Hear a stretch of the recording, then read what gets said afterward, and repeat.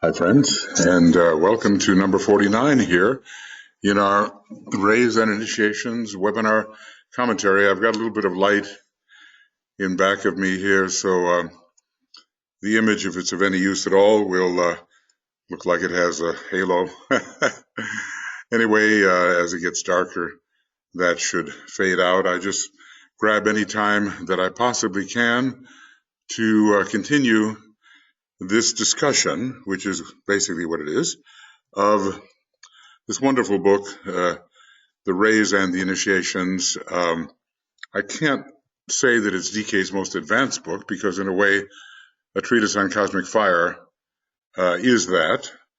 But I can say that of the books called A Treatise on the Seven Rays, of which there are five, it is perhaps the most advanced and deals with many abstruse subjects which we have to cultivate the necessary understanding in order to assimilate, and that requires a certain subtlety of mind,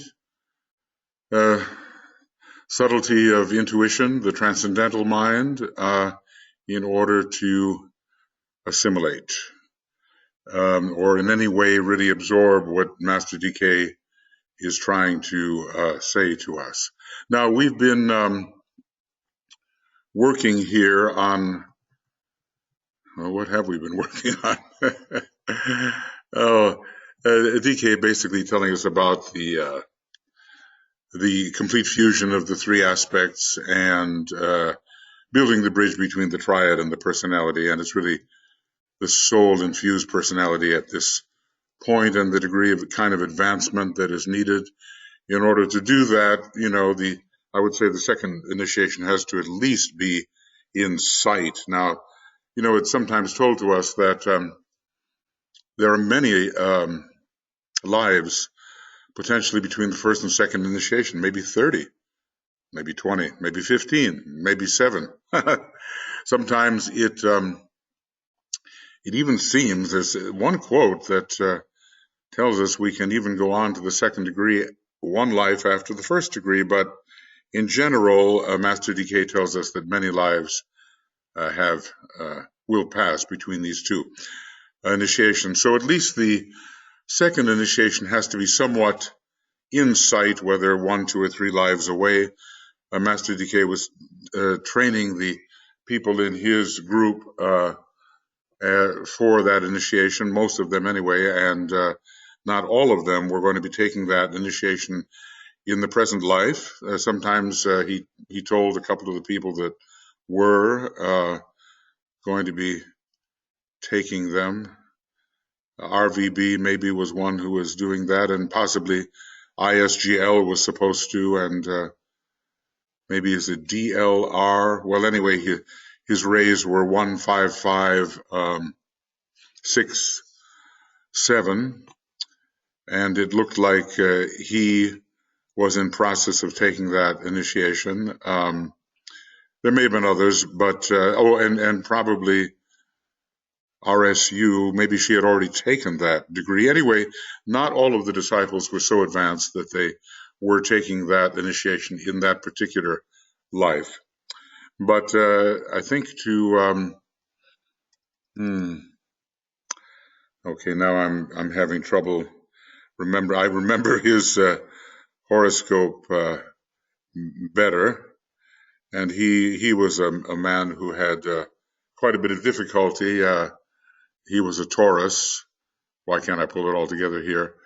But DK seemed to say that in his next life he might be taking the second initiation, and that the tremendous tests of Scorpio would be his. I could go looking for it, but there were 2 disciples that had particular problem, LTSK and this man that I'm speaking of, who's I think it was Libra, rising sun in Taurus, and moon in Leo, something like that.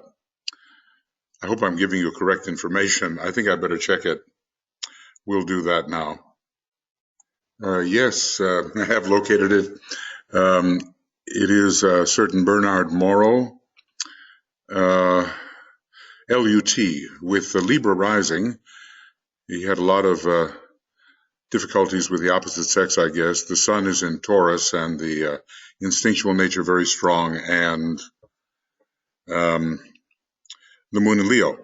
Interestingly enough, though, it was going to be the Scorpio experiences that he would have in his next life, and he had he had offered a great sacrifice to Master DK in a previous life, and as the masters often say, they are not ungrateful. So he was being given that kind of opportunity. He did have issues, physical issues and glamour issues, but still it was charted that from Taurus he would move to Scorpio, or at least have plenty of the Scorpio in his chart in the next life to allow him, I think, to take the second initiation. In any case, this anti-Karana work can be successfully undertaken when we do have the second initiation at least in sight, not necessarily taking it in that particular life. So, okay, and this science of evocation, we're going on to that, invocation and evocation, it will condition the New World religion more consciously and exoterically than it does now, which now it conditions the approach to that religion esoterically and unconsciously. So we're going to look at an extension of what he has said about invocation and evocation. He tells us we're continuing from some earlier pages where he did describe that. These two words are descriptive of that mysterious something. You know, when we don't have the exact word, we call it a something. Emanation, voiceless appeal, inherent urge towards the light. These are different ways of describing it, which are that's something which is innate in all forms, which produces interplay and relationship, and up-reaching towards that with which we must interact, up-reaching. Yeah, I guess that's, we're just going to have to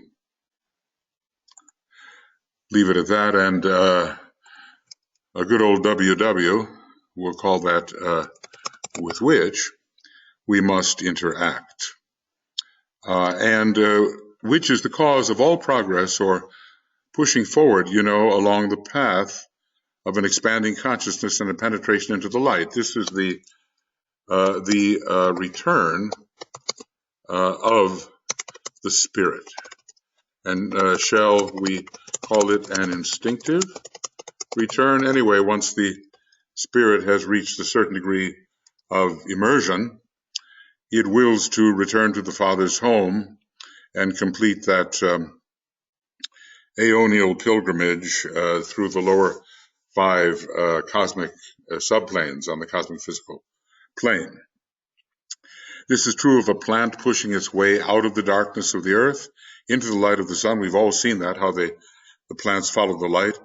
A child extricating itself under the life impulse from the womb of the mother, and it seems to be, you know, the child or the soul of the child determines the time of coming forth of a human being pushing themselves into greater realms of knowledge. That's what we're trying to do, and effective physical living, because, you know, we are, in our own way, we are all aspirants, and we aspire to recognition and interplay with higher energies. Recognition, how about that, huh? Okay. Of the aspirant driving forward. Now, this is suggesting the will, isn't it?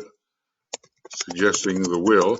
Out of the hall of learning into the hall of wisdom, you know, from the second tier of petals in the egoic lotus into the third tier, the sacrifice petals, of the disciple penetrating into the realm of soul light and life, which we all have to do if we're to re-identify as more properly what we are rather than the personality, of the initiate passing from grade to grade in the hierarchy of liberation, and of the Christ moving on into the council chamber of Shambhala, and of the Lord of the world himself undertaking those processes which will lead him into realms of divine life, of which even the highest initiate on our planet has no conception. And will this be on the path of the solar logoi? Okay, let's call it that. Path of the solar, I'm going to put it over here. Path. Why doesn't that work? Okay, I'll try one more time. Let's be patient with me. Okay, path. It's the capital. It lacks this path of the solar logoi, and that is the sixth path of the solar logoi, or maybe it's our particular solar logos, and as long as we're here, we might as well put in path of the solar logos. And it's making us do this. Our own particular solar logos on his way to the cosmic Buddhic plane, just the way we are if we tread the path of Earth service, but have to go through a lot of preparation before that.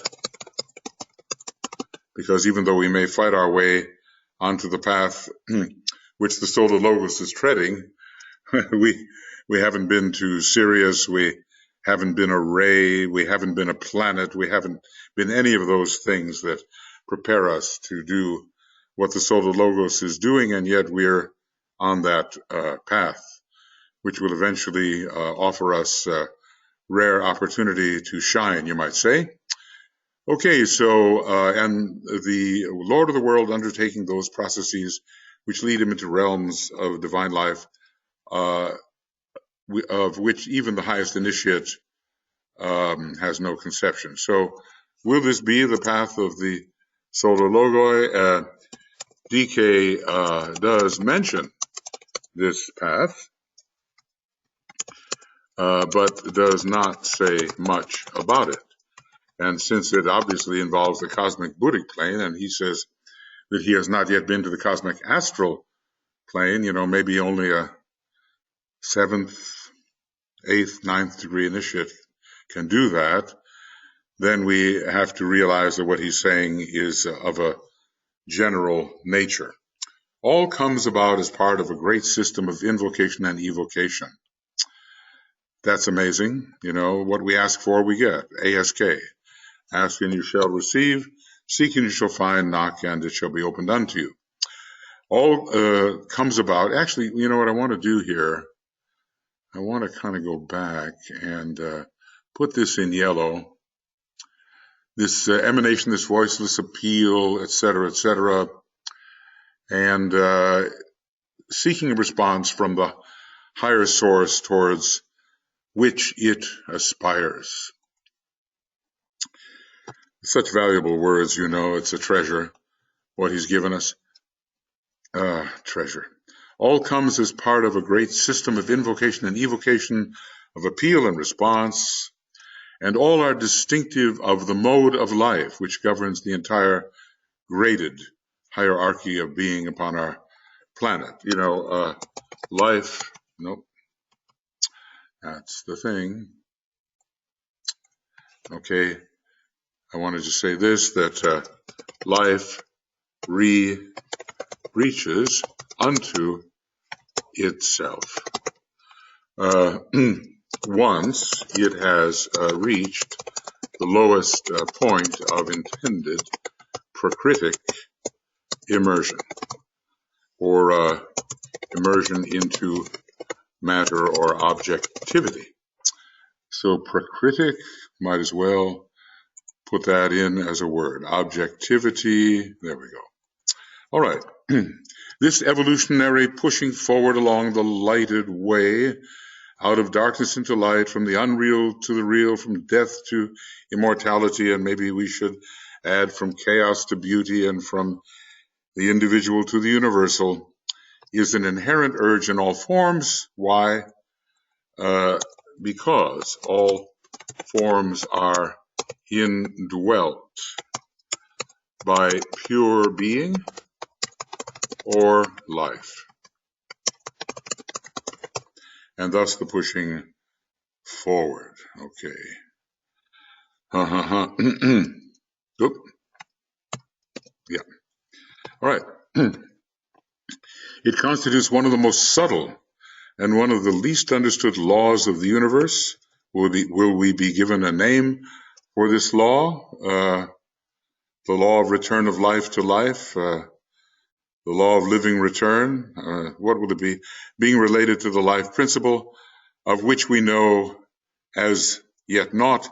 And somehow, does he identify with us?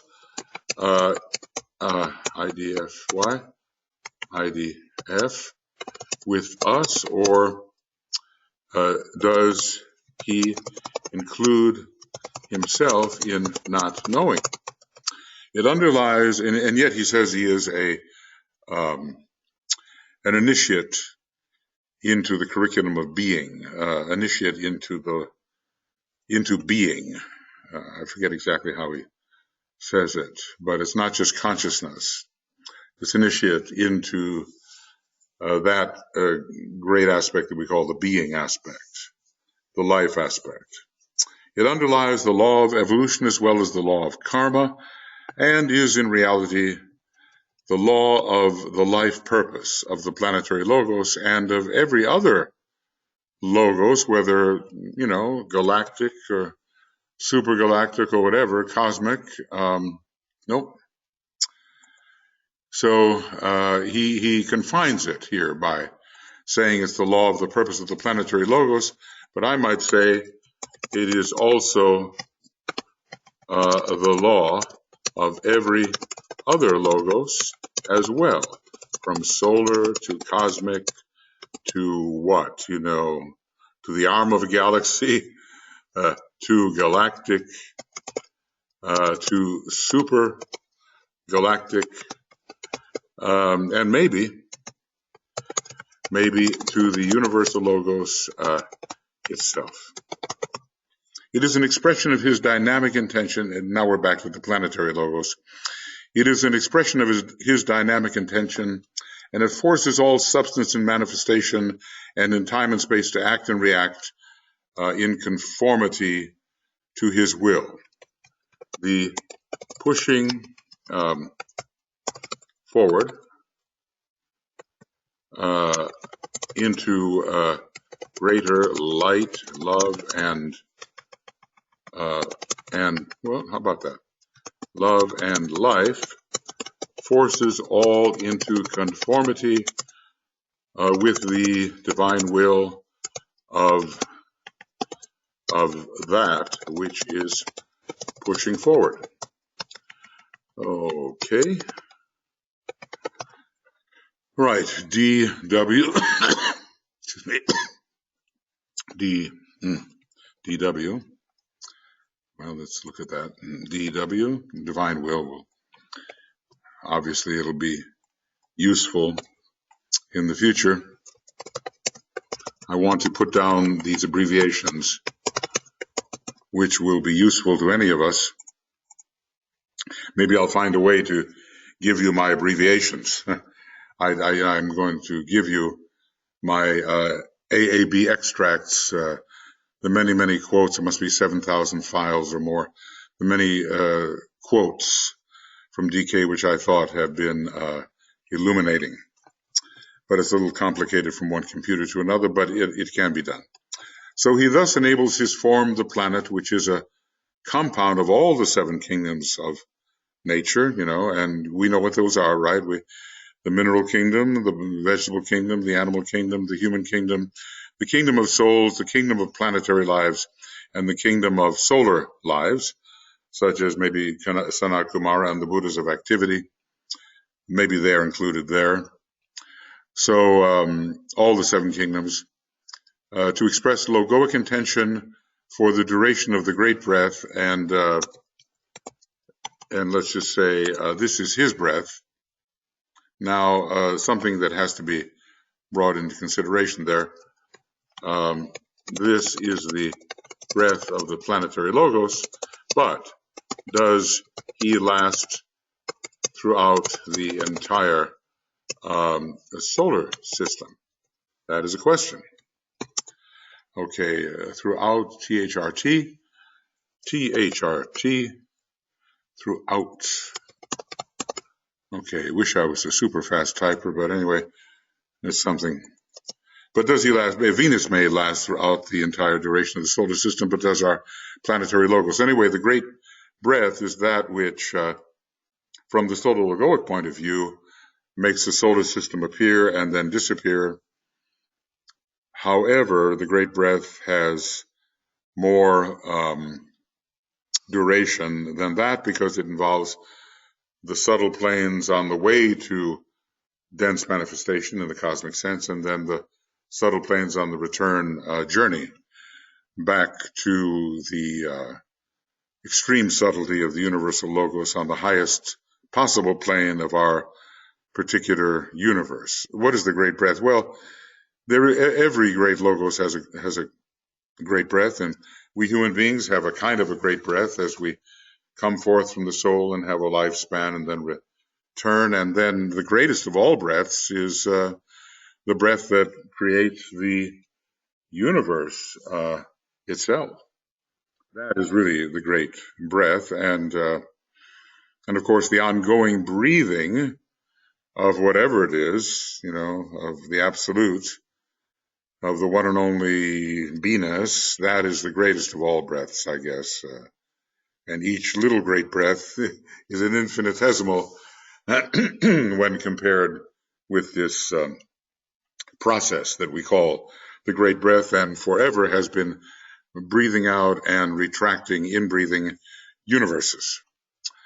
So anyway, the duration of the great breath. Of this breath, time and space are the two aspects. And you might say that time and space appear with the exhalation of the great, GRB. Let's call that, I love these abbreviations. It gives you a sense, a little bit of mastery of the wonderful names we have here. But usually GB is might as well put it in, it's the Great Bear, right? So that'll be GB, and that's the Great Bear. All right. I'm reminding myself of the ones that I've had, the great breath. It affects the tiniest atoms and the most exalted being within the sphere of his consciousness and the scope of his livingness. So the planetary logos is the hyparxis, the highest being in his particular hierarchy. Planetary, that's GRB, that won't do.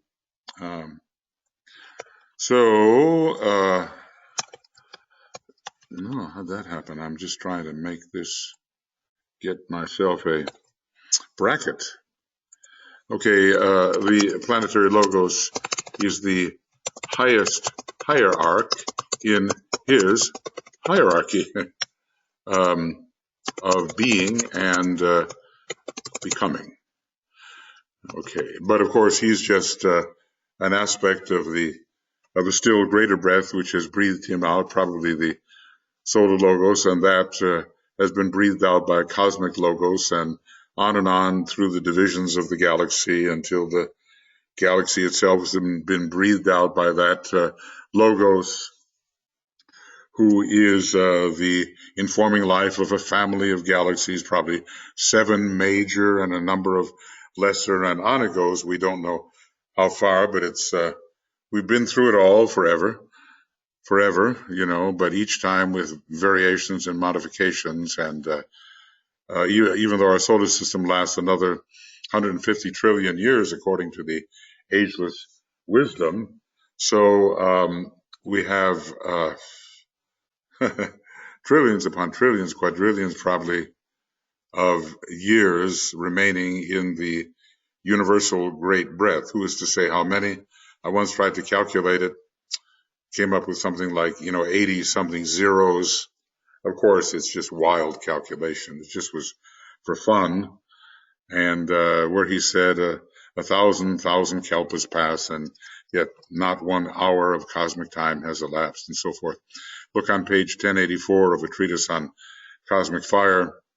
And then if you want to venture into a calculation about how long the universe lasts, of course, it's totally hopeless, totally fruitless, but at least it gives you a sense of the vastness. And remember that universal duration is not only about what we see in the realm of matter. Matter can disappear into the ethers, and the ethers can sublimate into still higher types of matter, and on and on and on. And all of that is the universe as well, considered in the larger sense. How long will it all last? Well, we'll be there at the end just as we were at the beginning, not in the kind of form you recognize yourself as right now, but as the universal logos, which you are, which is an expression or a condensation of the ray of the absolute, which has arisen because of the objectification. Is it intended? The willed objectification of the absolute deity who arose from the absoluteness, about which, total blackness, we can say nothing except we are it. Okay, so this great breath, it affects the subhuman kingdoms unconsciously to them, that is life becoming conscious of itself in the lower kingdoms gradually, and is in relation to them sometimes spoken of as the law of life of the sun. Interesting. The law of life of the sun. What an interesting kind of name. And is it in relation only to those which are unconscious lives? In relation only to those which are unconscious lives? And, there, of course, that invites a little work, UNCNS, which should be for us unconscious. Okay. Unconscious. Okay. So the law of life of the sun, and you kind of wonder why that wouldn't be also applied to the more conscious lives. The human family, after the stage of personality integration is reached, that's a pretty high stage, I would say, if it's integration with the soul, maybe we're just talking about that first stage of integration, which is just getting the personality together as an effective instrument, reacts with increasing consciousness of the divine purpose. So there has to be some, I'm always forgetting my brackets. Let's see here. There has to be some soul infusion. So I'll just spell it out. Although that's what we want to have one of those. There has to be some soul infusion if there is to be a possibility of reacting even somewhat to divine purpose. Anyway, do we react to divine purpose? Do we react to the plan? To the degree we react to the divine plan, we are beginning to react to divine purpose. The thing about divine purpose is it's all-encompassing, and time is encapsulated at a point when we're dealing with divine purpose, and divine plan is spread out in time and space. It's an objectification of divine purpose. Maybe divine purpose is kind of like a all-inclusive standing wave which includes, which is all about the beginning and final relationship which must eventuate in the world of becoming.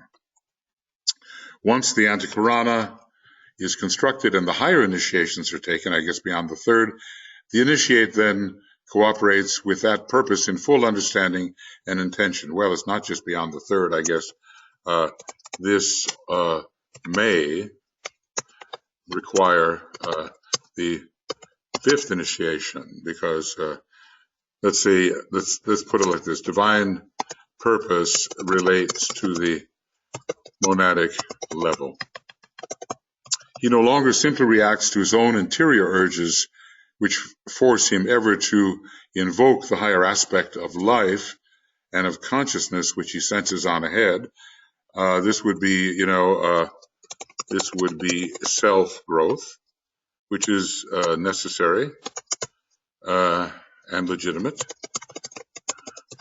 He now knows, he sees, he participates in the plan, which is an aspect of the expression of divine purpose. He relates himself to the divine intention through an understanding of the doctrine or science of tension. I think that's an amazing statement. Do we understand it? But if the tension is sufficient, we might say that he can relate himself to a divine purpose, because through tension we can break through into ever new areas of understanding. And divine purpose, at least, is found in the higher levels of Shambhala, the truly occult subplanes of the cosmic physical plane, which are the second and the first.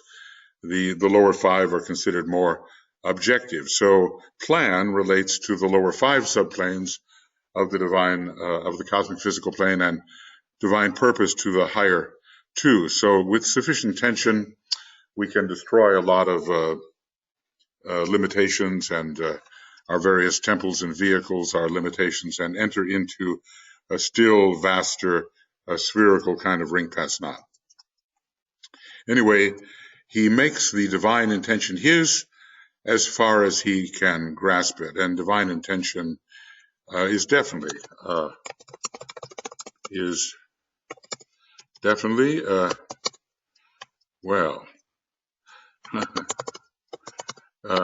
related to divine purpose. And DFL, that would be like a DFL, and we'll say definitely. Some of these words are just ordinary words, but they do, when they are abbreviated, they do facilitate movement through this kind of commentary. This reciprocal interplay produces the mutability of form, okay, and the immutability of the divine nature, which is distinctive of those liberated consciousnesses which have freed themselves from the prison of form. Mutability and immutability, what's that all about? That's about,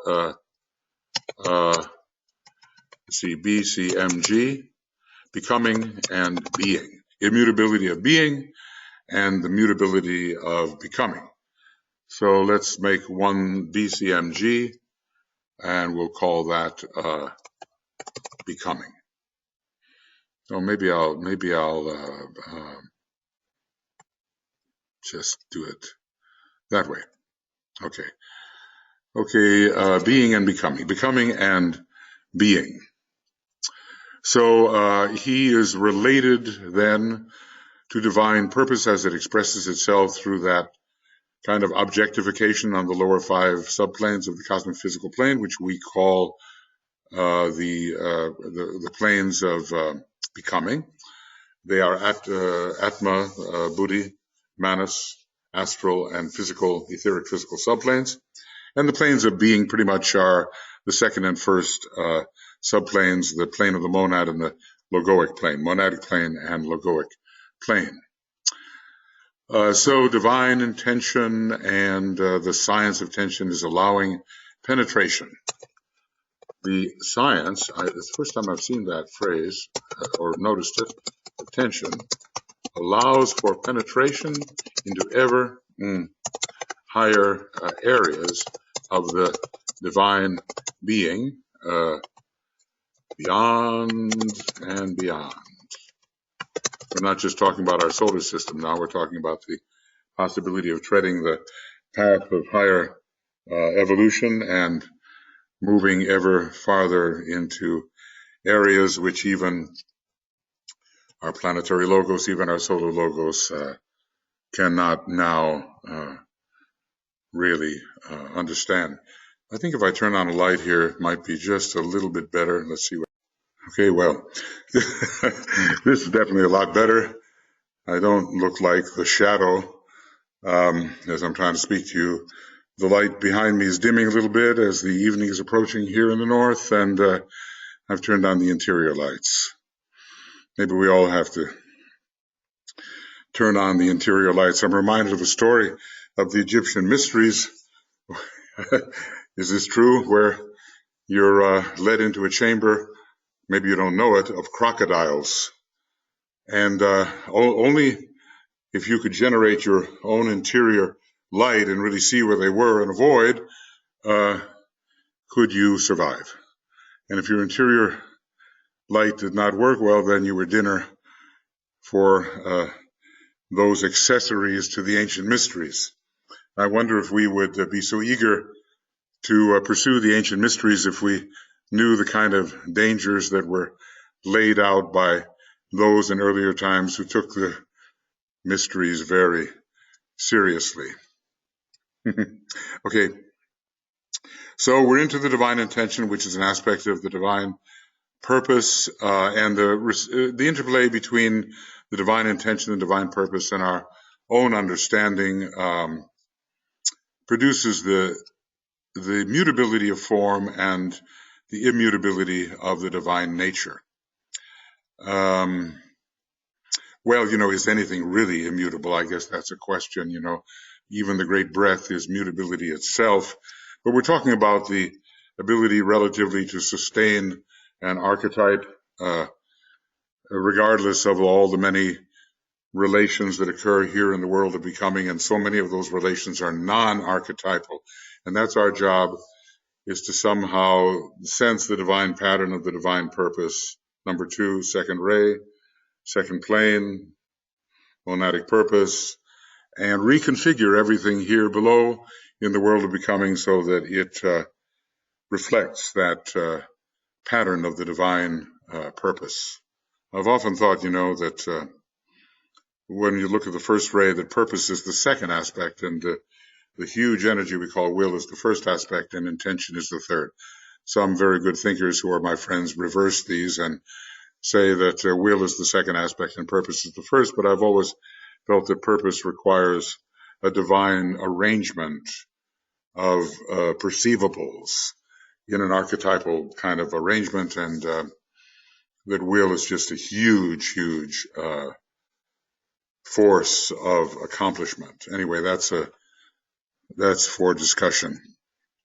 So many of the things that I run into here are for discussion. They cannot be resolved here, but at least if one raises the issue, it can become a topic for our conversation, and who knows, light may be shed upon these very abstruse questions. Elsewhere, where is that? I don't know, maybe we'd have to look. Elsewhere? Well, I'm not going to go looking. You can find the page and whatever that page is, and probably press the asterisk on page 520, and it will tell you where elsewhere is. Excuse me. Elsewhere, I have said that the definition of religion, which will in the future prove of greater accuracy than any yet formulated by the theologians, might be expressed as follows. Religion is the name given to the invocative appeal of humanity and the evocative response of the greater life to that cry. Now, if you look at that, we can see how the okay, I'm going to do something crazy here. Just excuse me. S-A-N-T, S-A-N-T, and I'm going to, try to make that useful, and we'll call that the science of the Antakarana. Okay, S-A-N-T. So we can see here how the science of the Antakarana is related to the New World religion, because this science is the very, let's call it the supreme method,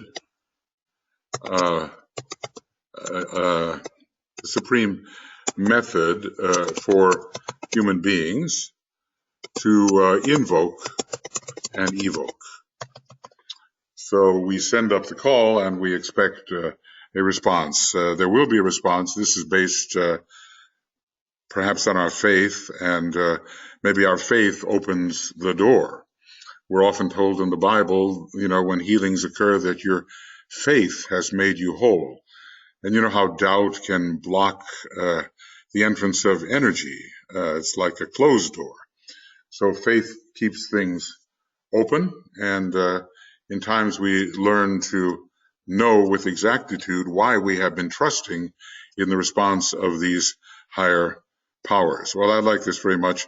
Religion is the name given to the invocative appeal of humanity. We're asking for something, and the evocative response of the greater life to that cry. Now, it may be our soul that responds, and later, when the soul-infused personality, augmented by the triad, is invoking, it may be the monad that responds, and when the monad invokes, it may be the planetary logos that responds, and on and on, ever higher forms of life evocatively responding to the request sent up from below.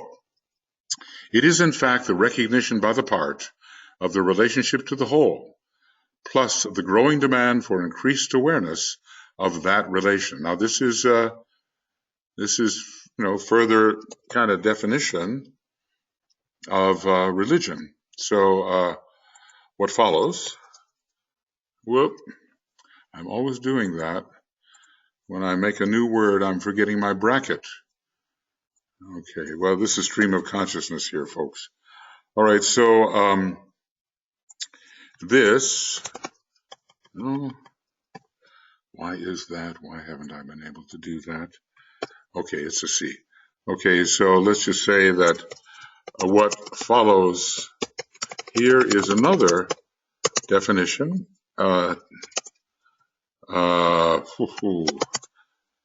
Okay, DEF, let's do that. Forgive me. And we're going to call this definition. Definition is another definition of religion. Oh boy, let's just say that people who conceive of religion in a certain way, and those ways are really outmoded and are outgoing, certainly could use a little stimulation from DK's thought along this line. It would be revolutionary, but there tends to be a reflexive, protective response to kind of preserve the thought forms that make one feel secure, and thus the truth is rejected. You have to suffer plenty before you're willing to be done with some of the old thought forms you've been clinging to and which have caused you a lot of grief. And then you begin to know, surely there must be something better. And slowly but surely one begins to accept new possibilities. And that's even true for us when we're accepting what apparently is the ageless wisdom here.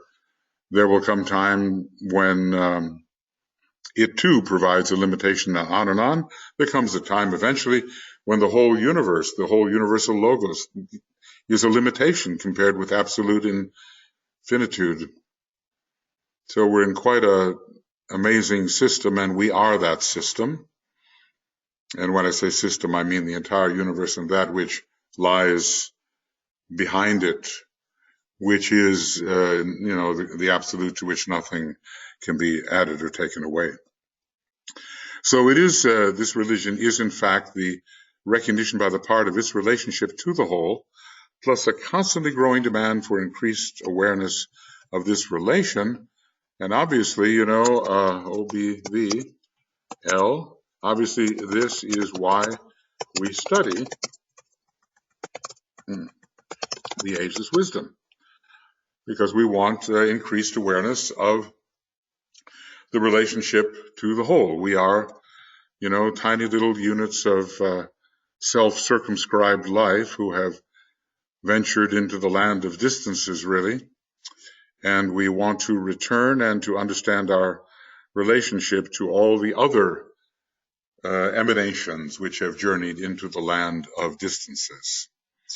Some people, though, kind of like to stay there, like the members of the Black Lodge or the Counterforce. They've journeyed far into the land of distances, and that's where they want to remain. But the normal person, the normal individual, once reaching the stage of humanity, wants to return to wholeness, even with all the sacrifices of the relationship to form, which that entails. Okay, so we've got that definition, and it draws forth a recognition of the whole, that the demand has been made. Recognition of the whole. Well, what's the whole for us? Sometimes the soul is the whole, or the monad is the whole. The greater life recognizes the demand.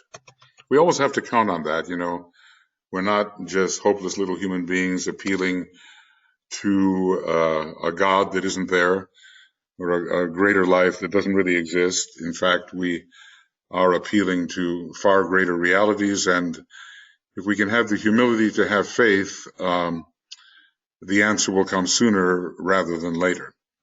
It is the impact of the vibration of humanity oriented specifically to the great life which it feels, of which it feels itself a part, and that would be either the planetary logos or later the solar logos.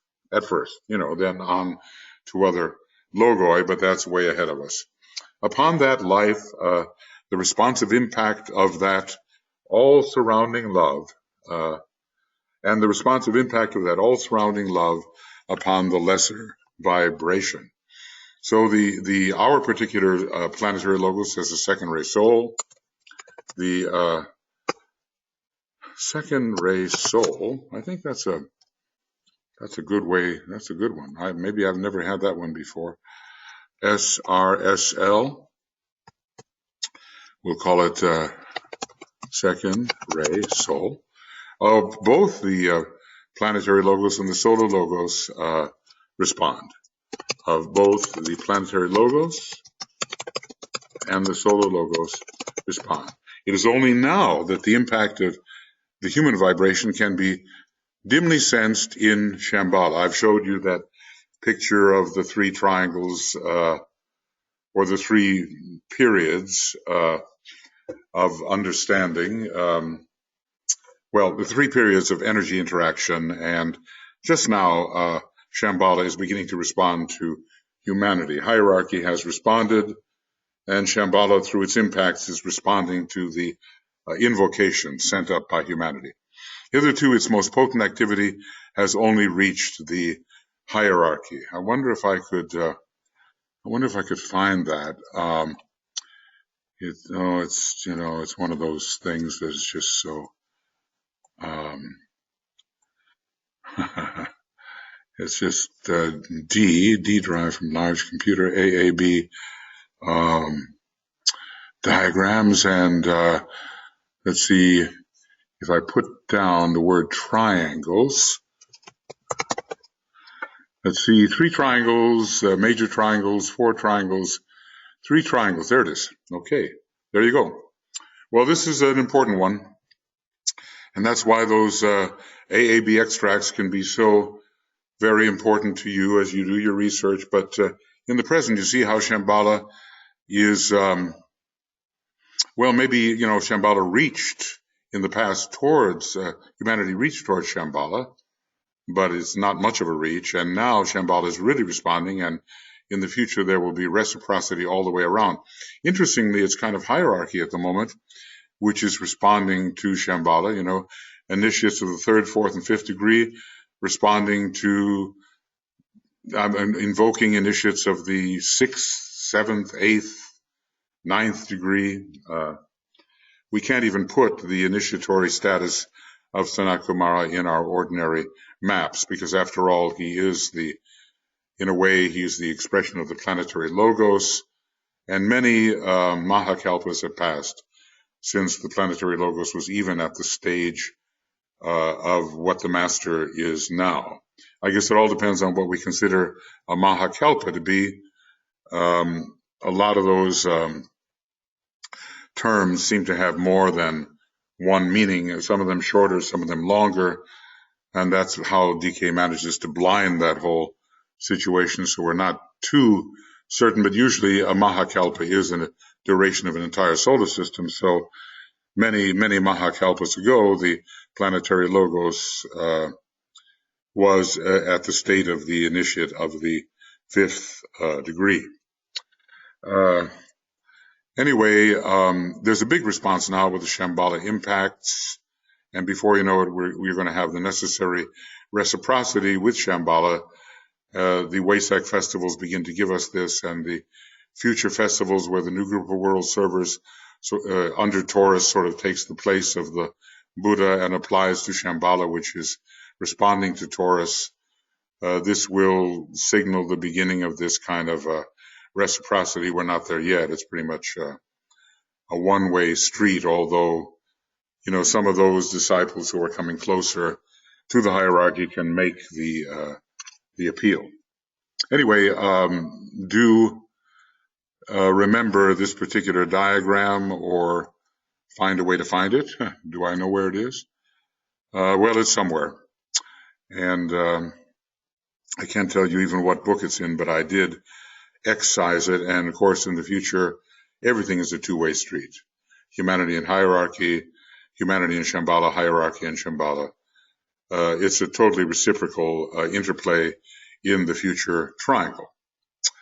So where are we now? Yeah, we're here. So it is only now that the impact of the human vibration can dimly be sensed in Shambhala. Hitherto, the most potent activity has reached only the hierarchy. Religion, the science of invocation and evocation, as far as humanity is concerned, is the approach in the coming New Age of a mentally polarized humanity. This is going to be facilitated by the mental nature of Aquarius, AQ. All right. Sorry, I got to do that. Please bear with me. It may serve you in the future. Okay. Oops. A-R-I-U-S. Aquarius. The mental nature of Aquarius with expressing particularly its 5th ray energy. The 7th ray that accompanies this age of Aquarius comes from a different source. It's not part of the constellation Aquarius per se, but since Aquarius is ruled by Uranus in its highest hierarchical form, the 7th ray will naturally be involved with it. In the past, religion has had an entirely emotional appeal. That was kind of how far humanity could activate its energy system. The mind was a bit quiescent, still is for so many. It concerned the relation of the individual to the world of reality, of the seeking aspirant for the sought for divinity. And basically, this is the seeking out of the soul energy, but often called God. When the soul responds, people imagine that Almighty God of the universe is responding, but let's keep a certain sense of proportion here. Or the Almighty God of the universe is not going to be responding when we even have trouble with our particular little human vibration of making an impact in Shambhala, where the Lord of the world is found, a great being to us, but minuscule when compared with the huge beings of the universe. Its technique was the process of fitting oneself for the revelation of divinity. So, that would be purification, and of achieving a perfection which would warrant that revelation, because, those who are who are pure in heart will see God. Those who are, okay. And of developing a sensitivity and a loving response to the ideal man. So, devotion and worship entered, summarized for present-day humanity in the Christ. Later it will be someone else, Master Kurumi's coming along in the age of Capricorn, and there will always be a new Bodhisattva and always be a new Christ. But the Lord Maitreya is quite stupendous in his care, inasmuch as he has taken on a 5,000-year Bodhisattva ship instead of just the usual 2,500. So he saw the trouble that lay ahead for humanity, I suppose, if he didn't do that. And then at the 6th initiation period, when he was able to realize the divine will of the monad in Sanat-Kumara, he consented, I think, in the Garden of Gethsemane, to go ahead with an additional 2,500 years. And that was only after he had spent 500 years in his Bodhisattva ship. So now he's been the Bodhisattva for roughly 2,500 years, and another 2,500 years lie ahead. Well, friends, wow, such interesting material. Christ came to end the cycle of this emotional approach, and which had existed since Atlantean days, and emotional civilization. Its numbers are 4 and 6. He demonstrated in himself the visioned perfection. He became, the ideal man, and then presented to humanity an example in full manifestation of every possibility in man up to that time. Always remember, not every possibility can be demonstrated in any one time, as there are many greater possibilities which lie ahead. Greater things shall you do, he said, than I am doing. And the achieving of the perfection of the Christ consciousness became the emphasized goal of humanity. We hardly appreciate, even now, we hardly appreciate what this Christ consciousness really is. We have some idea about the Master Jesus, perhaps, but it was the Christ in the body of Jesus who was demonstrating certain things for us, and even his disciples could not possibly receive all that he might have given. So he was demonstrating what could be demonstrated up to that time. Now, when he comes again in the age of Aquarius, the demonstration will be far greater. Okay, friends, here's what I'm going to do. I was told by the lady who was so kindly transcribing all of this, what a task, that it's easier when I do these things in 1-hour chunks. So, sometimes I would go on for 5 hours, and that must be a very daunting thing to transcribe such a thing, such a big program. So I'm going to say this is the end of Raise and Initiation Webinar Commentary number 49, and it's pages, well, how do I know? There's always that hunt, and I should have that worked out faster. Well, let's just go a little beyond it and see what page might appear. So it's up to page 521, and I forget where we started. Was it 516 or something like that? Let's just see. Yeah, 519 to 521. Oh, maybe I'm not covering ground as rapidly as I thought. Maybe I just talked too much. Okay, so and we'll say that this is pages 519 to 521. Amazing stuff, though, really. And beginning of Raise an Initiation Webinar Commentary number 50, pages 521 to, let's see how far we get. And we will continue this, trying to fathom this extraordinary book. Well, we can't fathom it. You know, when DK said, look, I've given you this material for about a generation, and we think about a human generation, it's 25 years. How in the world could anybody fathom all this in 25 years? So maybe he was talking more about a spiritual generation that could last longer. I can just, the secret doctrine cannot be fathomed, and that was given 150 years ago almost. And so much of what DK has given here cannot be rapidly assimilated, but we have to do our job in assimilating it before it becomes possible for him to give more, which he's scheduled to do starting from 2025 and onwards. So we have a lot of work to do in assimilation, and that's one of the tasks that I'm trying to undertake, is to help make it a little easier for all of us to really think clearly about these things and assimilate what he has given.